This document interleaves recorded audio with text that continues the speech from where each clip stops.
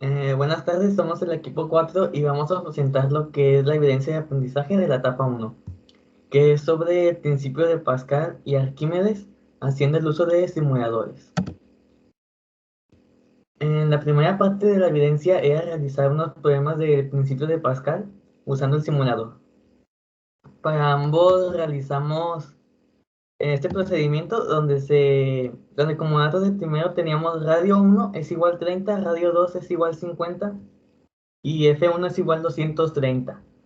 Donde sacamos las áreas de ambos pistones usando la fórmula de Aya. Aya es igual a pi por radio al cuadrado y luego despejamos F, en donde donde F1 se multiplica por el Aya 2 y se divide entre el Aya 1. Y nos da como resultado 638, que es lo que se muestra en la masa 2. Y en el segundo es prácticamente el mismo procedimiento, solo que con diferentes datos. Y en este nos da 165 como la masa 2. La reflexión.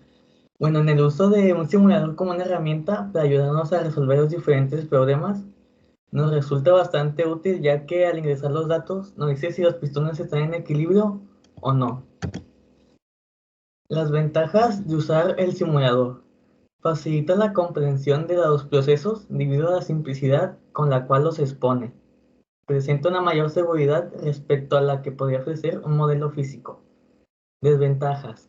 No se adquieren los conocimientos prácticos reales que pueden adquirirse en un laboratorio.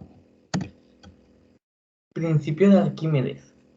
El cuerpo se hunde cuando el peso es mayor que el empuje, como se muestra en el primer vaso. Y flota si el empuje es mayor que el peso y está en equilibrio si el peso es igual a la fuerza de empuje, que sería en esta imagen que está aquí. En el experimento 1 tenemos que sacar la fuerza de empuje. Y como datos teníamos el peso y el peso aparente, por lo cual lo único que realizamos fue restarle al peso aparente, y teníamos como resultado la fuerza de empuje, como la vemos en la siguiente tabla.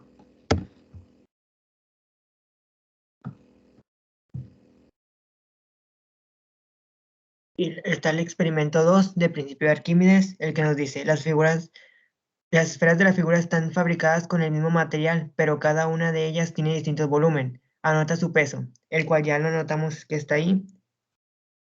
Y dice, haz clic sobre ellas para sumergirlas en el agua, calculando el empuje que el agua ejerce sobre cada una de ellas.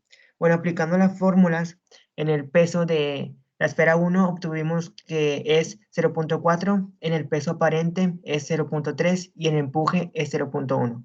Y luego aplicando las fórmulas en la esfera 2, nos dio que el peso es 0.5, el peso aparente es 0.35 y el empuje nos da 0.15. Y aplicando las mismas fórmulas en la esfera 3, nos da que el peso es 0.3, el peso aparente es 0.2 y el empuje es 0.1.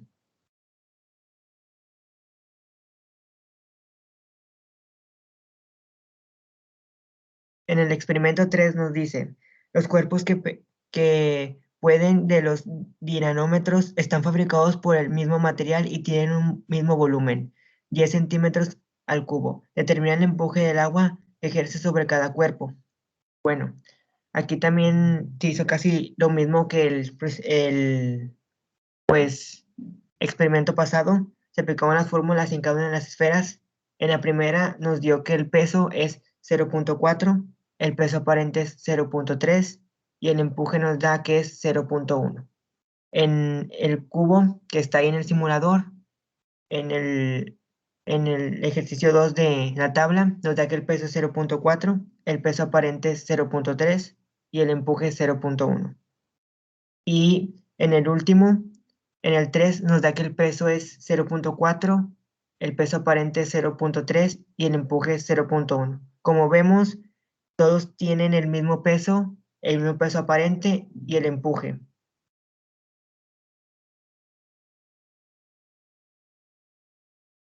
El experimento 4 que realizamos nos dice, los tres líquidos tienen distintas densidad. El líquido 2 es el más denso y el 3 es el menos denso. Afectará la densidad del líquido al valor del empuje como le afectará. Bueno, Aquí realizamos lo mismo que en los ejercicios pasados. En la esfera 1, sacamos el peso que es 0.4, el peso aparente es 0.3 y el empuje nos da 0.1. En la esfera 2, el peso es 0.4, el peso aparente nos dio que es 0.2 y el empuje 0.2. En la esfera 3, el peso nos dio que es 0.4, el peso aparente 0.35 y el peso y el empuje 0.05. Aquí lo que hicimos es, por medio del simulador, subir y bajar el dinámetro y con ello variar la profundidad, el empuje que el agua ejerce sobre el cuerpo.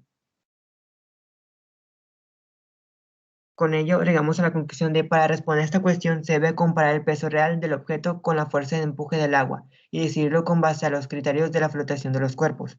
En este caso, como se puede ver en la simulación, el objeto no flota, sino que se hunde. Esto quiere decir que el peso del cuerpo es mayor que la fuerza de empuje aplicada por el agua, por lo cual el objeto se hundirá. En el experimento 6, dice, pulsa la tecla play, ve introduciendo el cuerpo poco a poco en el agua, lo cual ya fuimos realizando. El volumen de agua se desaloja del cuerpo. Esto quiere decir que cada vez que presiones el play, pues el simulador que está el A va quitando agua pasándoselo a el B, que es el que está del lado izquierdo, bueno, derecho. Se recoge en un recipiente que pende de otro dinamómetro. Anota el peso aparente y el peso del agua. El peso ya lo notamos que es la tabla 1 que se puede ver al principio. El peso dinamómetro A nos dio que de 0 es 0.5, el peso a 5 es 0.45, a 10 centímetros es 0.4, a 15 centímetros es 0.36 y a 20 es 0.2. El peso dinamómetro de B a 0 centímetros es 0.2, a 5 es 0.25, a 10 es 0.3 y a 15 es 0.35, a 20 es 0.4. Bueno, aplicando las fórmulas de empuje para el dinamómetro, para los dinamómetros, el primero nos dio que a los 5 centímetros es 0.05, a los 10 centímetros es 0.1, a los 15 centímetros es 0.14 y a los 20 centímetros es 0.2.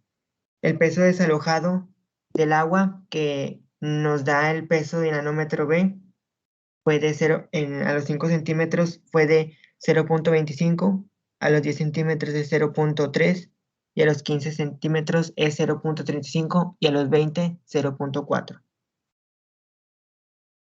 Bueno, la reflexión acerca del uso del simulador. El uso del simulador es de gran eficiencia para comprobar problemas y ver si están correctos o poder realizar diferentes actividades o trabajos como esta evidencia que acabamos de realizar. Entonces, este simulador nos ayuda a poder practicar mejor el tema de Arquímedes y el cómo funciona para que nosotros tengamos una mejor comprensión y aprendizaje de él.